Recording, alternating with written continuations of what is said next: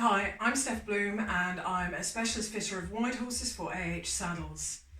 A quick video about hoop trees. Hoop trees were just not a thing until, 15-20 years ago probably in terms of discussion. And certainly in those days the big discussion boards were American online, and you'd see a fair amount of discussion about them, and it crept over here.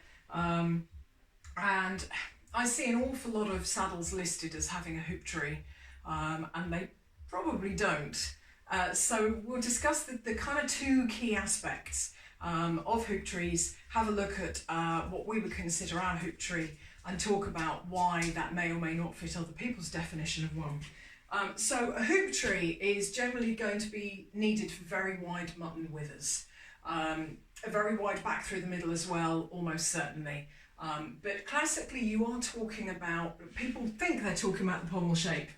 Now you can trawl through eBay and you can see amazing photos on Marketplace on eBay of, saddles that are like that at the front and just have virtually no pommel.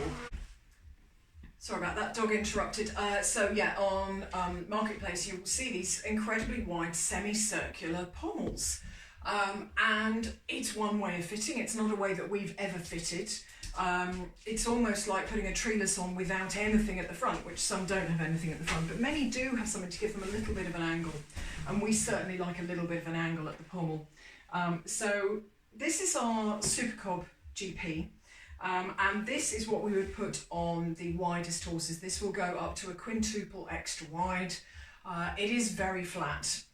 We have another option that will go to treble extra wide for those that have a little bit more shape, and that would be the ebony range. But for those that are flat, or where you can put a shorter seat size on the flatter part of the back, because the rider doesn't need a super large seat size, and bear in mind this Super Cob is very short on the horse's back, so lots of space for the rider. I mean, it's a bit of a magic saddle, tons of space for the rider. I fit in this and I'm 5'8" and a size 12 to 14 on the bottom half.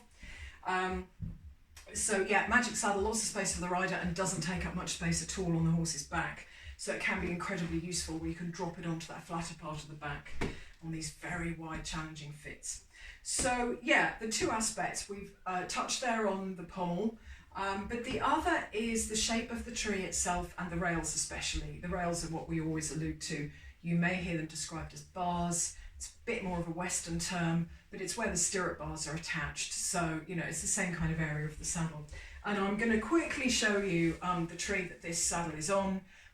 You may have seen an English saddle tree, but this is what they look like. This is before it's been prepared to go in a saddle. This is fresh out of the factory, and there is a lot of work goes into these before they're even ready to have the seat put on with webbing. So please don't judge what this looks like.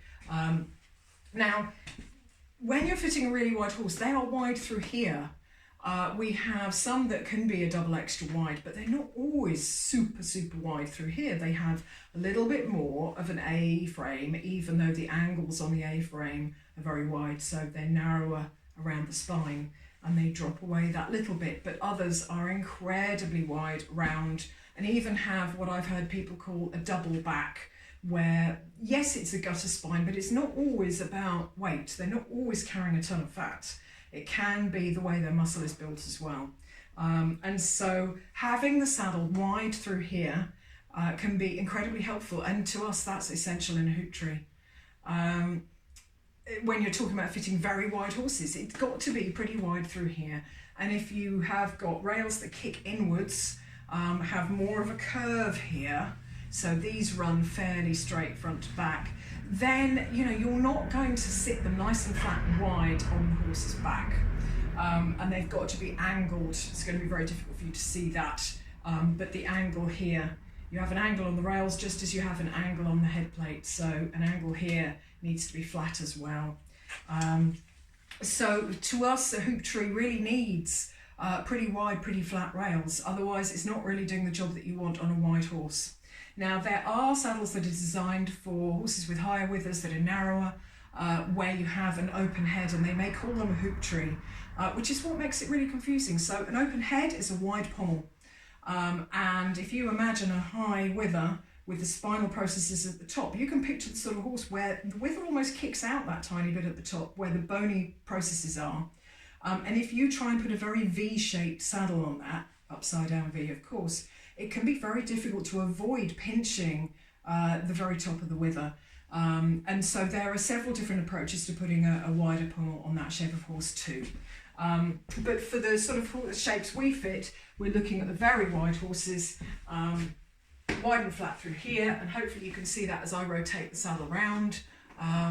You'll find an in-depth video on this saddle on YouTube in our channel.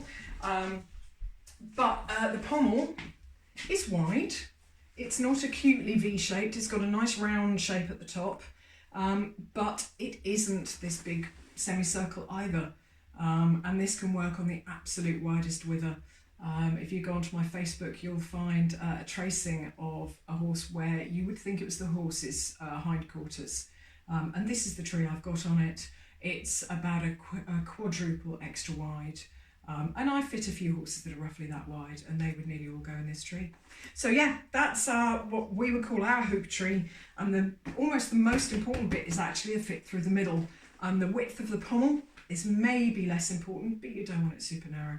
So I hope that's helpful. Compare it to maybe other saddles that you've seen that are for cobs, natives, and have a look at the shape, have a look at the twist, have a look at the pommel width, the seat width. You know, this is a very wide seat. Not all horses need it or can take it. But yeah, hoop trees are an interesting one. I hope that was helpful. That's our take on a hoop tree.